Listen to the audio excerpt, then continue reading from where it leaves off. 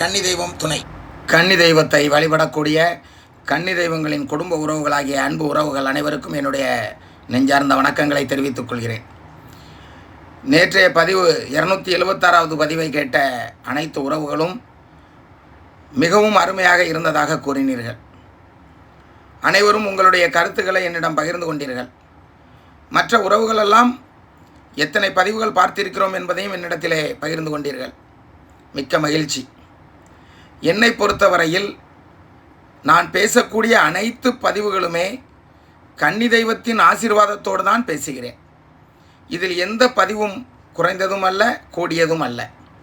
அனைத்து பதிவுகளும் கன்னி தெய்வத்தை வணங்கக்கூடிய பிள்ளைகளுக்கு தேவையான பதிவுகள். அனைத்து பதிவுகளும் கன்னி தெய்வத்திற்கு வேண்டிய பதிவுகள். ஒரு கன்னி தெய்வம் எவ்வாறு இருக்கும், அந்த கன்னி தெய்வத்தை எவ்வாறு வழிபட வேண்டும், கன்னி தெய்வத்தின் அருமை பெருமை அனைத்தையும் கற்றுத்தரக்கூடிய சேனல் தான் நம் கன்னி தெய்வ சேனல். இதை சேனலாக பார்ப்பவர்கள் சேனலாக பார்க்கலாம், இதை குடும்பமாக பார்ப்பவர்கள் குடும்பமாக பார்க்கலாம். இப்படி கன்னி தெய்வத்தை பற்றித்தான் இங்கே அனைத்து பதிவுகளும் பேசிக்கொண்டிருக்கிறோம். ஆகவே அன்பு பிள்ளைகளே, தயவு கூர்ந்து அனைத்து பதிவுகளையும் கேளுங்கள். ஒரு பதிவை கூட விட்டுவிடாதீர்கள். புதிதாக சப்ஸ்கிரைப் செய்திருக்கக்கூடிய உறவுகளும் அனைத்து பதிவுகளையும் கேளுங்கள். சரி, இப்பொழுது கேள்வி பதிலுக்குள் செல்வோம். ஐயா, நான் +1 தேர்வில் 494 மார்க் எடுத்துள்ளேன். ஐயா, +2 தேர்வில் 500க்கு மேல் எடுக்க ஆசீர்வதியுங்கள். ஐயா, அத்தைகளின் ஆசீர்வாதமும் வேண்டும். என் அம்மா ஜவுளி கடையில் வேலை செய்கிறார்கள். ஐயா, அம்மாவுக்கு லீவு கிடைக்கும் போது உங்களின் அனுமதி பெற்று நாங்கள் அத்தைகளை காண வருகிறோம். ஐயா, கன்னி தெய்வம் துணை, கன்னி தெய்வம் துணை, கன்னி தெய்வமே துணை, ரூபினிசா லைசால் அத்தைகள் துணை என்று ஒரு குழந்தை எழுதி அனுப்பியிருக்கிறது. 494 மார்க் என்பது சாதாரணப்பட்ட மார்க் அல்ல. ஆகவே உன்னை மனதார வாழ்த்துகிறேன். கன்னி தெய்வத்தின் பிள்ளைகள் எல்லாம் படித்து ஒரு நல்ல நிலைமைக்கு வர வேண்டும். எங்கு சென்றாலும் அங்கே கன்னி தெய்வத்தின் குழந்தை ஒரு அதிகாரியாக இருக்கிறார்கள் என்று வர வேண்டும் என்று ஆசைப்படுவோம். நான் இங்கே பயணம் செய்யக்கூடிய அத்துணை கன்னி தெய்வ உறவுகள் வீட்டில் இருக்கக்கூடிய குழந்தைகளும் படித்து ஒரு மிகப்பெரிய பதவியில் இருக்க வேண்டும், அதிகாரியாக இருக்க வேண்டும். அப்பொழுதுதான் எனக்கு மிகப்பெரிய ஆனந்தம் கிடைக்கும். எனக்கு மட்டுமல்ல, உங்களை பெற்ற தாய் தந்தை உற்றார் உறவினர் அனைவருமே மகிழ்ச்சி அடைவார்கள். நம்ம சகோதரியின் மகள் பெரிய அதிகாரியாக இருக்கிறாள், நம் சகோதரன் மகன் பெரிய அதிகாரியாக இருக்கிறான் என்று ஒருவருக்கொருவர் பேசும் பொழுது அது மகிழ்ச்சியாக இருக்கும். ஆகவே 494 மார்க் எடுத்தது மிகப்பெரிய பெருமையாக இருந்தாலும் 12ஆம் வகுப்பில் 600க்கு 600 நீ எடுக்க வேண்டும் என்று உன்னை மனதார வாழ்த்துகிறேன். மகிழ்ச்சி அன்பு பிள்ளையே. மீண்டும் அடுத்ததொரு கேள்வி. கன்னி தெய்வமே துணை. ஐயா, தங்களை நேரில் சந்தித்து அத்தைகளை வணங்கி வந்த பிறகு கன்னி தெய்வத்தை முறைப்படி எடுத்து வணங்க முடியவில்லையே, இதற்கு எனது மனைவியின் ஒத்துழைப்பு இல்லையே என புலம்பிக் கொண்டிருக்கிறேன். எனது அப்பாவின் சித்தி தான் கன்னி தெய்வம் என்பது உறவினர்களுக்கு தெரியும். இதற்கிடையில் தங்கள் பதிவை திரும்ப திரும்ப பார்த்த பின் என் கூட பிறந்த என் அம்மாவின் தலைப்பெண் ஒன்று இறந்துள்ளது. அதாவது உங்கள் சகோதரின்னு சொல்லிடுங்க, அது என்ன உங்கள் அம்மாவின் தலைப்பெண் அப்படி சொல்கிறத விட என்னுடைய மூத்த சகோதரி இறந்திருக்கிறாள் என்று கூறிவிடலாம். அந்த கன்னியையும் வணங்க வேண்டும் என்றால் யாரும் நம்புவார்களா? எனக்கு என்ன செய்வதென்றே புரியவில்லை. இதற்கு அத்தைக தான் அருள் புரிய வேண்டும். ஆசீர்வதிக்குமாறு தங்களை வேண்டுகிறேன் என்று கூறியிருக்கிறார். ஒன்றுமே இல்லைங்க, நான் போன பதிவில் கூட சொன்னேன், ஒருவன் விரும்பி வேண்டி வணங்கினாலும் அந்த ஒருவனுக்காக வரம் தர அந்த கன்னி தெய்வம் வர வேண்டும், வருவாள். குடும்பமே நின்று கும்பிட்டா தான் வருவாளான்னு கேட்டால் இல்லை. நம்பிக்கையோடு ஒருவன் வணங்கினாலும் அந்த ஒருவனை வாழ வைக்க அந்த கன்னி தெய்வம் வந்தே ஆக வேண்டும். நம்பிக்கை இல்லாமல் ஊரே கும்பிட்டாலும் நோ யூஸ், ஒரு பிரயோஜனமும் கிடையாது என்பதுதான் உண்மை. ஆகவே நம்பி வணங்கக்கூடிய நீங்கள் அந்த தெய்வத்தை முறைப்படி எடுத்து வழிபட்டு விட்டால் நிச்சயமாக அனைத்து சோதனையிலும் வெற்றி காண்பீர்கள் என்பதை உறுதியாக சொல்கிறேன். மீண்டும் அடுத்த கேள்வி. கன்னி தெய்வ குடும்ப பிள்ளைகள் அனைவருக்கும் வணக்கம். கன்னி தெய்வத்தை பற்றி பேசுவதற்கு புதிதாக இப்போது நிறைய மக்கள் வருவதால் அண்ணனுக்கு போதிய நேரம் கிடைப்பதில்லை. அதனால் புதிதாக வரும் கன்னி தெய்வ பிள்ளைகளுக்கு வழிவிடுவோம். அண்ணனுக்கு ஃபோன் போட்டு தொந்தரவு செய்ய வேண்டாம். நமக்கு ஏதாவது கெட்ட நேரம் இடைஞ்சல் வர நேர்ந்தால் வருவதற்கு முன்பாகவே அண்ணன் நமக்கு சொல்லிவிடுவார்கள். கவனமாக நாம் இருக்க வேண்டும். அதனால் புதிதாக வரும் கன்னி தெய்வ வழி பிள்ளைகளுக்கு வழிவிட்டு அண்ணனின் நேரத்தை கொஞ்சம் மிச்சப்படுத்துவோம். அண்ணனுக்கு 24 மணி நேரம் போதாது. அண்ணனின் தூக்கம் 2 அல்லது 3 மணி நேரம்தான். தவறாக இருந்தால் மன்னிக்கவும் என்று கூறிய அன்பு உள்ளத்திற்கு மனப்பூர்வமான நன்றியை தெரிவித்துக் கொள்கிறேன். ஆமாம் உறவுகளே, நிறைய கன்னிவழி பிள்ளைகள், கன்னிவழி குடும்ப உறவுகள் என்னை காண வருகிறார்கள். அப்படி காண வரும் பொழுது அவர்களிடத்திலே நான் பேச வேண்டிய சூழ்நிலை இருக்கிறது. அது 1 மணி நேரமா, 2 மணி நேரமா, 5 மணி நேரமா என்பதெல்லாம் யூகிக்க இயலாது. ஆகவே அன்பு பிள்ளைகளே, தயவு கூர்ந்து நீங்கள் ஃபோனில் அதிக நேரம் என்னிடம் பேச ஆசைப்படாமல் தேவையான கருத்துக்களை வாய்ஸ் ரெக்கார்டு மூலம் அனுப்பிவிட்டால் அதை நான் யூடியூப் சேனலுக்கு அப்படியே அனுப்பி அங்கிருந்து உங்களுக்கு பதிலளித்து விடுவேன். மகிழ்ச்சி உறவுகளே, என்னை அறிந்து கொண்டு எனக்காக பதிவு செய்த அந்த அன்பு உள்ளத்தை மனதார வாழ்த்துகிறேன், பாராட்டுகிறேன். மீண்டும் அடுத்ததொரு கேள்வி. கன்னி தெய்வம் துணை அண்ணா, அண்ணா எங்கள் புகுந்த வீட்டில் கன்னி தெய்வம் உள்ளார்களா என்று விசாரித்து வருகிறேன். இதுவரை யாரும் இல்லை என்று கூறுகிறார்கள். வயதானவர்களும் இல்லை. என் அம்மா வீட்டில் 3 அத்தைகள் 4 முதல் 5 வயது வரை 12 நாள் பிறந்தவுடன் தெய்வமானார்கள். 3 பேர் இருக்கிறார்கள். நானும் சில பதிவுகளை இன்று கூட 276வது பதிவை அனுப்பியுள்ளேன். அவர்களின் மனம் மாற என் அத்தைகளிடமும் வேண்டுகிறேன். நான் நீங்கள் வாங்கி தந்த விளக்கில் விளக்கேற்றி வருகிறேன். என் அம்மா தம்பிக்கு புரியவில்லை. கூடிய விரைவில் அவர்கள் எங்கள் அத்தைகளுக்கு பதியமைத்து அவர்களை நல்லபடியாக எந்த குறையுமின்றி வணங்குவோம். நீங்கள் நிறைய பதிவுகளில் இன்றைய பதிவிலும் கூறினீர்கள், கேட்கிறார்கள், எடுத்து வணங்குவதில்லை என்று. கூடிய விரைவில் ரூபினிசா லைசால் அத்தனை அத்தைகள் ஆசியுடன், அத்தைகள்னு போடுறதுக்கு அத்தனைன்னு போட்டிய ஆசியுடனும் எங்கள் அத்தைகள் ஆசியுடனும் உங்கள் வழிகாட்டுதலுடன் நல்லபடியாக பதியமைத்து வணங்குவோம். நீங்கள் வந்து அந்த பதியை எங்கள் அத்தை தெய்வங்களை சந்தோஷமாக உள்ளார்களா என்று விசாரித்து குறை இருந்தால் சரி செய்து எங்களை ஆசீர்வதிக்க வேண்டும் அண்ணா. கன்னி தெய்வங்களே துணை அண்ணா என்று ஒரு பெரிய பேராகிராஃபை எழுதி அனுப்பியிருக்கிறார்கள். மகிழ்ச்சி அம்மா. நிச்சயமாக உங்கள் கன்னி தெய்வத்தை முறைப்படி எடுத்து அவர்கள் வந்திருக்கிறார்களா என்பதை பார்த்து மனப்பூர்வமாக உங்களுக்கு அந்த கன்னி தெய்வத்தை எடுத்து உங்கள் வீட்டில் வைத்து தர நான் தயாராக இருக்கிறேன். மகிழ்ச்சி அம்மா. அதற்கு முன்பாக உங்களுக்கு ஏதாவது வைத்தியர்கள் தெரிந்தால் அவர்கள் மூலமாகவே நீங்கள் எடுத்துக்கொள்ளலாம். என் மூலமாக தான் எடுக்க வேண்டும் என்றெல்லாம் இல்லை. ஆனால் அவசரப்பட்டு ஏமாந்து விடாதீர்கள். ஒரு ஆளுக்கு 2 ஆளிடம் பேசுங்கள். நல்லவர் யார் என்று தெரிந்து அவர்கள் மூலமாக எடுத்து வணங்குங்கள். மகிழ்ச்சி. அடுத்ததாக ஒரு கேள்வி. அண்ணா, நீங்கள் வாங்கி தந்த விளக்கு பெரியது. 1 அடியில் அல்லது சிறிய விளக்குகள் மீதம் 2 விளக்குகள் வாங்கி ஏற்றலாமா, அல்லது அதேபோல் பெரிய விளக்கில் தான் ஏற்ற வேண்டுமா? தற்சமயம் பணம் சேர்த்து வாங்க இயலாது. கன்னி தெய்வங்கள் துணை, சிரமத்துக்கு மன்னியுங்கள். ரூபினிசா லைசால் அத்தைகள் துணை. அம்மா, நான் ஏற்கனவே உங்கள்கிட்ட கேட்டுட்டேன். உங்களுக்கு கன்னி தெய்வத்தை வணங்க, விளக்கு வாங்க பணம் இல்லை என்றால் நான் தருகிறேன், நீங்கள் நல்லா இருக்கும் பொழுது தாருங்கள் என்று கூறிவிட்டேன். நீங்கள் அதற்கு பதிலளிக்கவில்லை. நீங்கள் பணம் சேர்த்து வாங்கி கொள்வதாக கூறினீர்கள்.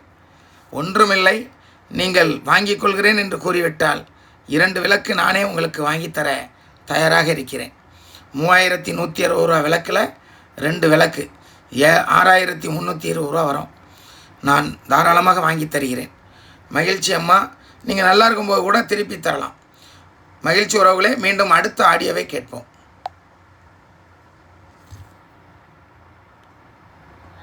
பதிவை மறுபடியும் பார்த்துக்கிட்டே தான்ப்பா இருக்கேன். அப்பா கன்னி தெய்வம் சொன்னேன்ப்பா. நீங்கள் அனுப்பி வச்ச பதிவை மறுபடியும் பார்த்துக்கிட்டே தான்ப்பா இருக்கேன். அந்த அந்த 197வது பதிவு, அதில் நீங்கள் பேசுகிறத பார்த்தா மறுபடியும் என்னோ உடம்புக்குள்ளே ஏதோ பண்ணுதுப்பா. அது நீங்கள் பேசுகிற மாதிரியே இல்லை, கன்னி தெய்வங்கள் பேசுகிற மாதிரியும் இருக்குது. கேட்குறதும் நான் மாதிரி இல்லை, என்ன மாதிரி இல்லை. என் வீட்டில் இருக்கிற கன்னி தெய்வம் கேட்குற மாதிரி இருக்குது. அதை கேட்டுக்கிட்டே இருக்கும்போது உடம்பு தன்னால அசையுது, முன்னும் அப்படியே அசைஞ்சுக்கிட்டே இருக்குதுப்பா. அழுகையாக வருது, அது என்னன்னே தெரியல. கன்னி தெய்வம் ஏதோ சொல்கிற மாதிரி இருக்குப்பா. அப்பா விட்டுறாத, அப்பா வச்சு தான் நம்மளோட வாழ்க்கையே இருக்குது அப்படின்னு சொல்கிற மாதிரி இருக்குப்பா. கேட்கும்போது பேச முடியல, ஏதோ செய்யுது. மகிழ்ச்சி அம்மா, நான் எங்கே போயிட போகிறேன்? உங்களையே சுற்றித்தான் இருக்க போகிறேன். நிச்சயமாக கன்னி தெய்வங்களின் துணையோடு லட்சக்கணக்கான கன்னி தெய்வங்களை எடுத்து கொடுத்து லட்சக்கணக்கான வீட்டில் உள்ள மக்களை வாழ வைக்கப் போகிறோம். நிறைய பேர் வாழ வைக்கிறதுனா என்ன நினைக்காங்கன்னா, கன்னி எடுத்து அன்னைக்கே கோடிக்கணக்கில் பணம் வந்துடும்னு நினைக்கிறாங்க. வாழ்வு என்பது பணத்தில் இல்லை என்பதை அறிந்து கொள்ள வேண்டும். வாழ்க்கை என்பது வாழ்வதற்கு, பணம் என்பது நம் தேவைகளை பூர்த்தி செய்வதற்கு. ஆனால் நிறைய பேர் பணம் இருந்தால் எல்லாத்தையும் அனுபவிச்சிடலாம் நினைக்கிறாங்க. வாய்ப்பே இல்லை. எத்தனையோ கோடீஸ்வரர்கள் 40-45 வயதை தாண்டிய பின்பும் திருமணம் ஆகாமல் இருக்கிறார்கள். அப்போ அவங்கள்ட்ட பணம் இருக்குது, ஆனால் திருமணம் நடக்கலையே. ஏன் நடக்கலை? அங்கே தான் விஷயம் இருக்குது. பணம் இருந்தும் திருமணம் நடக்கவில்லை. பணம் இருக்குது, குழந்தை இல்லை. அப்போ அந்த பணத்தால் அந்த குழந்தைய விலைக்கு வாங்கிட முடியுமா? அந்த கரு தணிச்சிருமா என்றால் அங்கே தான் இறைவன் இருக்கிறான், அங்கே தான் தெய்வம் இருக்கிறது. பணத்தால் அனைத்தையும் கட்டி ஆடி எப்படி கட்டி வாழ்ந்து விட முடியுமா? கட்டி ஆட்சி செய்து விட முடியுமா என்றால் பணம் ஒரு சில இடத்தில் மட்டும்தான் வெற்றி பெறும், தெய்வத்திடம் அல்ல. அதிலும் கன்னி தெய்வம் உன்னிடம் இருக்கும் காசு பணத்திற்காகவோ நீ கொடுக்கக்கூடிய உணவுப் பொருளுக்காகவோ உன்னிடம் வரவில்லை. உன்னை வாழ வைப்பதற்கு, தன் குடும்ப பிள்ளைகள் நல்லபடியாக வாழ வேண்டும் என்ற எண்ணத்திற்கு அவர்கள் வருகிறார்கள். மகிழ்ச்சி, மீண்டும் அடுத்த ஆடியோவை கேட்போம். அப்பா ஏதோ வேலையாக இருக்கிறான்னு நினைக்கிறேன். பதிவெல்லாம் ஒன்றும் போடவே முடியலையாப்பா. டெய்லி பார்த்துட்ருக்கேன். ஒரு பதிவும் புது பதிவாக வரல. பழசே தான் திரும்ப எடுத்து வச்சு கேட்டுக்கிட்டே தான்ப்பா இருக்கிறேன். கன்னி தெய்வம் துணைப்பா. அப்பா கன்னி தெய்வம். மகிழ்ச்சி அம்மா, இனி பதிவுகள் வந்து கொண்டே இருக்கும். இப்பொழுது கூட இன்னும் சிறிது நேரத்தில் இந்த பதிவு வந்துவிடும். மகிழ்ச்சி அம்மா, மீண்டும் அடுத்த ஆடியோவை கேட்போம். துணைப்பா. அப்பா நான் கேட்டது சொன்னது எல்லாத்தையும் நீங்கள் கேட்டு பதில் சொன்னீங்கப்பா. 271வது பதிவில் ரொம்ப சந்தோஷம்ப்பா. நீங்கள் எனக்காக பேசும்போது ரொம்ப சந்தோஷமாக இருக்குப்பா. எனக்கு இது மட்டும் போதும்ப்பா. அதே மாதிரி கன்னி தெய்வங்களையும் எடுத்து கொடுத்துட்டீங்கன்னா உங்களுக்கு கோடான கோடி நன்றிப்பா. என்றைக்கும் மறக்க மாட்டேன்ப்பா, இது உண்மைப்பா. மகிழ்ச்சி அம்மா, உங்களுடைய கேள்விகளுக்கு பதில் தரத்தான் நான் இங்கே பதிவுகள் செய்து கொண்டிருக்கிறேன். எந்த சந்தேகம் இருந்தாலும் தாராளமாக கேள்வி கேட்கலாம். உங்கள் கன்னி தெய்வங்களை வழிநடத்தி உங்கள் கன்னி தெய்வங்களுக்கு ஒரு பதியமைக்கத்தான் நான் இங்கு வந்திருக்கிறேன். ஆகவே நம் பதிவுகளை கேட்டு நீங்களும் கன்னி தெய்வத்தை முறைப்படி எடுத்து வணங்கிவிட்டால் உங்கள் குடும்பத்தில் எந்த குறையும் இல்லாமல் அந்த கன்னி தெய்வங்கள் பார்த்து கொள்வார்கள். மகிழ்ச்சி, மீண்டும் அடுத்த ஆடியோவை கேட்போம். அப்பா நீங்கள் சொன்னதுல இருந்து என் பையன் எப்போவுமே ஊர்லேருந்து மலேசியாவிலேருந்து வந்த அன்னைக்கே வந்த உடனே நேரடியாக கன்னி பதிக்குள்ள கன்னி மூலையில் இருக்க இடத்துல விளக்கு வச்சு சாமி கும்பிட்டுக்கிட்டு இருக்க இடத்துல தான்ப்பா ஃபஸ்ட்டு வந்து அவனை கால் கையெல்லாம் கழுவிட்டு வந்தோடனே அங்கே தான்ப்பா அழைச்சிட்டு போயிட்டு உட்கார வச்சேன். அங்கே தான்ப்பா உட்காந்து சாமி விட்டுட்டு அப்புறம் தான்ப்பா எழுந்திரிச்சு வீட்டுக்குள்ளேயே வந்தான். அன்னையிலேருந்து இன்னை வரைக்கும் காலையிலையும் நைட்டுக்கும் 2 நேரமும் குளிச்ச உடனே நேரம் வந்துடும். அப்போ வந்து மண்டி போட்டு கும்பிட்டுட்டு 90 எடுத்து பூசிக்கிட்டு தாப்பா வருவான். அவனுக்கு வந்த அன்னைக்கே அதோட அந்த அருள் கிடைச்சிருக்குன்னு தான்ப்பா நான் நினைக்கிறேன். கன்னி தெய்வத்தை அவன் நினைக்க ஆரம்பிச்சிட்டாப்பா. அவன் அத்தைகளாம் கும்பிட ஆரம்பிச்சிட்டான். மகிழ்ச்சி அம்மா, கவலைப்படாதுங்க. என்கிட்ட பேசும்போது சந்தோஷமாக பேசுங்க. எப்போவுமே ஒரு பாரத்தோடையே பேசுன மாதிரி உங்கள் குரலில் ஒரு வழி தெரியுது. கவலைகளை விடுங்க. கவலைகளை போக்கத்தான் கன்னி தெய்வம் நம்ம கூட இருக்காங்களே. நம்ம பாரங்களை இறக்கி வைக்கத்தான் கன்னி தெய்வம் நம்ம கூட இருக்காங்களே. நம்ம பிரச்சனைகளை போக்கத்தான் கன்னி தெய்வங்கள் நம்ம கூட இருக்காங்களே. நம்மை சுற்றி இருக்கக்கூடிய பில்லி சூனிய ஏவல் பிசாசுகளை அடித்து விரட்டுவதற்குத்தான் கன்னி தெய்வம் நம்ம கூட இருக்காங்களே. நம் நோய்களை விரட்டுவதற்குத்தான் கன்னி தெய்வங்கள் நம்மோடு இருக்கிறார்களே. துஷ்ட ஆவிகளை விரட்டுவதற்குத்தான் கன்னி தெய்வங்கள் நம்மோடு இருக்கிறார்களே என்ற ஒரே எண்ணத்தோடு இருங்கள். எந்த பேயும், எந்த கெட்ட நேரமும், எந்த துஷ்டாவிகளும், எந்த பில்லி சூனிய ஏவலும் உங்களை ஒன்றும் செய்துவிட முடியாது. ஆகவே எப்பொழுது பேசினாலும் மனமகிழ்ச்சியோடு பேசுங்கள், சந்தோஷத்தோடு பேசுங்கள், சிரித்த முகத்தோடு பேசுங்கள். கண்ணீர்களை விட்டு தள்ளுங்கள், தேவையில்லை. மனபாரங்களை விட்டு தள்ளுங்கள், தேவையில்லை. கவலைகளை விட்டு தள்ளுங்கள், தேவையில்லை. நாளைய தினம் நம் தினமாகவும் இன்றைய நொடி நம் கன்னி தெய்வங்கள் தீர்மானிக்கும் நொடியாகவும் இருக்கட்டும் என்று கூறிக்கொண்டு அடுத்த ஒரு ஆடியோவை கேட்போம். அப்பா, இதுக்கு முன்னாடி 20 வருஷமா நான் பட்டிருக்க கஷ்டம் யாருக்கிட்டையும் சொல்ல முடியாத வேதனை. பிள்ளையெல்லாம் சின்ன சின்ன பிள்ளைங்க. நம்ம யாருக்கிட்ட சொல்றது? இந்த குடும்பத்துல என்ன நடக்குது, என்ன ஒண்ணுமே புரியல. அதெல்லாம் நினைச்சு ரொம்ப கஷ்டப்பட்டு அப்படியே மனசுக்குள்ளவே போட்டு புழுங்கி ரொம்ப நாளா என் மனசுக்குள்ள இருந்த எல்லா கஷ்டத்துக்கும் ஒரு விடையா நீங்க இந்த சேனல்ல வந்தது, அது என் கண்ணில் பட்டது, நான் பார்த்தது. அதுதாப்பா தாங்க முடியல. உங்க குரலை கேட்டாலே 3 மாசம் தொடர்ந்து அழுதுருக்கேன்ப்பா. எதுக்கு அழுகுறேன் என்னன்னு எனக்கு புரியலப்பா. ஆனா அழுதுகிட்டே இருந்தேன் 3 மாசம் ஃபுல்லாக அழுதுட்டு. அப்புறமா இனிமேலாம் நம்ம அழுகக்கூடாது, கொஞ்சமாவது தைரியமா பேசணும்னு நினைச்சதாப்பா. இப்போதாப்பா 4வது மாசம்தான், கடைசியில் தாப்பா இப்போ பேசியிருக்கேன். எனக்கு பேச முடிஞ்சிருக்கு. நானா பேசலப்பா. இது உண்மையாவே கன்னி தெய்வத்தோட செயல்தாப்பா. கண்டிப்பா நீங்க சொல்ற மாதிரி எல்லாமே நம்ம கன்னி தெய்வங்கள் தாப்பா நம்மளை இயக்குறாங்க. கண்டிப்பா அதை நல்லா உணர்றப்பா. நீங்க சொல்றது அத்தனையும் உண்மைங்கிறத ஒண்ணா இப்ப நான் அனுபவப்படும் போது, நீங்க அதை பேசும்போது தாப்பா புரியுது, இதை சொல்லும் போது தாப்பா தெரியுது. இது வரைக்கும் தெரியலப்பா.